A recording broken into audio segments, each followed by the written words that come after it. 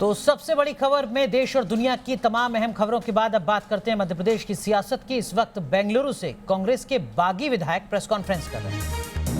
तो कमलनाथ सरकार के खिलाफ बागी विधायकों का मोर्चा अब सामने आ रहा है। मीडिया के सामने कांग्रेस के बागी विधायक आए हैं और बताया जा रहा है कि वो प्रेस कॉन्फ्रेंस कर अपनी बात यहां पर सामने रख रहे हैं। बेंगलुरु में बागी विधायकों की प्रेस कॉन्फ्रेंस, सीधा रुख। हम इसमें विचार करेंगे। हम अब स्वतंत्र हो गए हैं और हम तो भारतीय जनता पार्टी भी ज्वाइन कर दी है। मैं खासकर, बाकी लोगों को नहीं जानता, मैं तो भारतीय जनता पार्टी में। जो आपका सवाल है मैं बताऊं, चुनाव, विधानसभा चुनाव के बाद मैं वो ही मैं आपको बता रहा हूँ। हम लोग राहुल गांधी के पास गए। राहुल गांधी से बड़ा कोई नेता नहीं था, पार्टी के अध्यक्ष थे। मैं, बिसाऊ लाल जी, केपी सिंह जी, ईदल सिंह जी, हिना कांवरे, हम सब उनके पास गए 5 बजे। राहुल गांधी जी से हमने सबने कहा कि साहब हमारे साथ अन्याय हुआ है। राहुल जी ने पूछा चलिए आप बताइए क्या फॉर्मूला होना चाहिए। मैंने कहा साहब सीनियरिटी और मेरिट 2 क्राइटेरिया होने चाहिए मंत्रिमंडल बनाने के। तो मुझसे बोले तुम तो 3 बार के ही हो, बिसाऊ लाल जी 6 बार के, ईदल सिंह जी 4 बार के, केपी सिंह जी 6 बार के। मैंने कहा साहब बिल्कुल सही, आप इनको बना दिए, हमें बनाइए। लेकिन ये सही है, मैंने कहा हमने माफिया के खिलाफ लड़ाई लड़ी, भ्रष्टाचार के खिलाफ लड़ी, हम सरकार बनाई।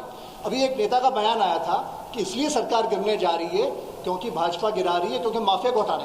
मध्य प्रदेश का सबसे बड़ा माफिया धार जिले में कांग्रेस पार्टी को चला रहा है, जिसने कांग्रेसियों की हत्या करी है। उसकी विधवा राघवगढ़ की बेटी आज भी न्याय मांग रही है। इसका जवाब ना कमलनाथ जी के पास है, ना कांग्रेस के, ना पूरी सरकार के। तो दोहरा मापदंड नहीं होना चाहिए। राहुल गांधी ने क्या कहा? राहुल गांधी ने कहा मैं न्याय दिलाऊंगा। अब बिसाऊ लाल जी बताएंगे क्या न्याय दिलाऊंगा। देखिए, जब हम राहुल गांधी से मिले तो राहुल गांधी जी ने अपने पीए को बुलाया कि भाई वो लिस्ट ले आओ जिसमें मंत्रिमंडल का हमने संदेशन किया।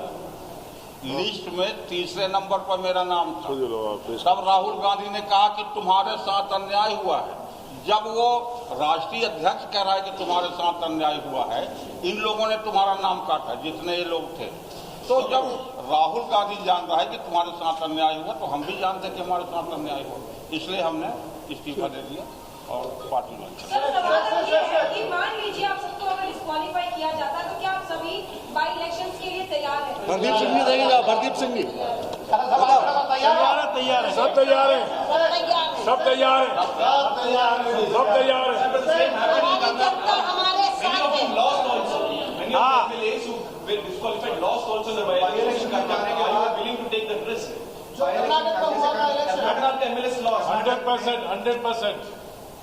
100% फॉर श्योर, बिल्कुल, ये ऑल डिसाइडेड। देखिए ये मन मजबूती की बात है। वर्षों तक वन वन घूम घूम विघ्नो बाधा को चूम चूम, धूप धाम पानी पत्थर, पांडव आए कुछ और निखर, सौभाग्य न सब दिन सोता है, देखो आगे क्या होता है।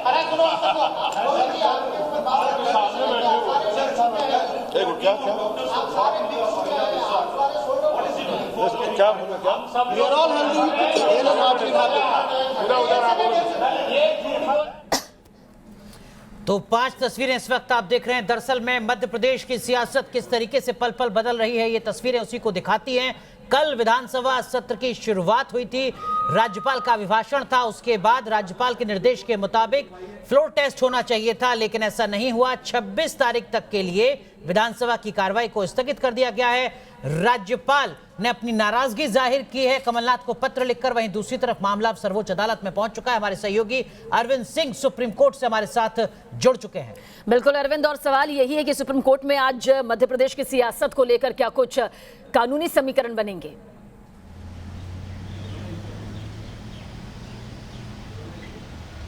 बिल्कुल, और चूंकि कोर्ट नंबर 3 में मामला नंबर 6 लगा हुआ है लिस्ट में, तो उम्मीद ये है कि 11 बजे तक इस मामले को लेकर के सुनवाई हो सकती है। जस्टिस DY चंद्रचूड़ और जस्टिस हेमंत गुप्ता की बेंच को सुनवाई करनी है।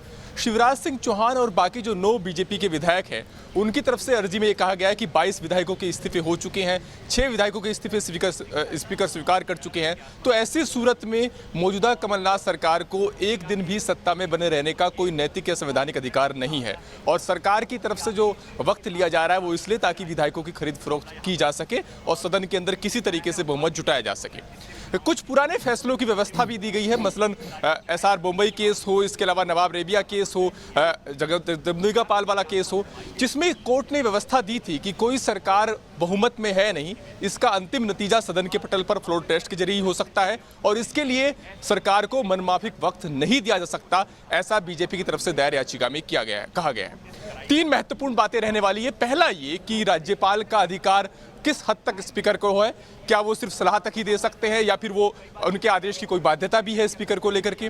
दूसरा ये कि इस पूरे विवाद के केंद्र बिंदु में राज्यपाल है, मुख्यमंत्री है और स्पीकर है, तो ऐसे में स्पीकर के अधिकार क्षेत्र में कितना हद तक कोर्ट दखल दे सकता है, ये कोर्ट को देखना होगा। हालांकि इससे पहले कई ऐसे मामले हैं, आपको याद होगा कर्नाटक और तमिलनाडु का केस जिसमें कोर्ट ने 24 घंटे के अंदर फ्लोर टेस्ट कराने का आदेश दिया था। तो बहुत हद तक संभावना ये है कि कोर्ट एक समय सीमा में फ्लोर टेस्ट कराने का आदेश दे दे और ये भी संभावना है कि जो अभी चूंकि 16 बाकी जो विधायक है उनके इस्तीफे के बारे में कोई फैसला नहीं लिया गया है, तो उस पर भी कोर्ट कुछ कहे स्पीकर को उस पर फैसला लेने के लिए।